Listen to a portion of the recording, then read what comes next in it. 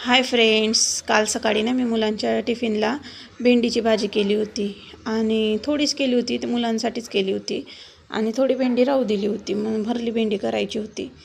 पण नंतर मिस्टर म्हणाले मला भोपळ्याची भाजी कर, मग त्यांना भोपळ्याची भाजी केली आणि मला भेंडीची भाजी. आणि हे तूप ना मी करायला ठेवलं होतं आणि अर्धवट सोडूनच बाहेर गेले होते, किराणा भरायला जायचं होतं. ही मिस्टरांना सुट्टी होती, मग किराणा भरायला मध्ये बंद केलं. तिकडनं आल्यावर ते बनवायला ठेवलं तूप आणि भेंडीची भाजी टाकून घेतली. भेंडीची भाजी केली.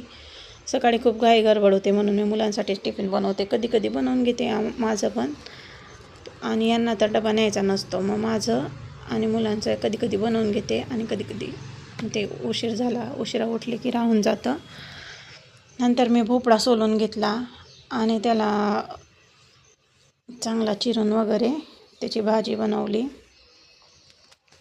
आणि आम्ही गेलो होतो आज किराणा भरायला. किराणा भरून वगैरे आणला होता, आता भरायचा बाकी आहे. छान अशी भेंडीची भाजी मी अशी बनवली होती आज, शेंगदाण्याचं कूट टाकून. मी पहिल्यांदाच बनवली अशी, नाहीतर मी नॉर्मल. आणि हे घरून सासूबाईने माझे सामान आणलं होतं, ते भरायचंच बाकी होतं. मग किराणा भरायला गेले आणि डबे आणले होते, मग त्या डब्यात सगळं ठेवून दिलं वरती. आणि कपाटात कपडे घ्यायला गेले तर कपाटातनं कपडेच पडले. मग म्हटलं ते कपडे आवरून घेते, कपाट वगैरे लावून घेते. मला कपाट लावून घेतलं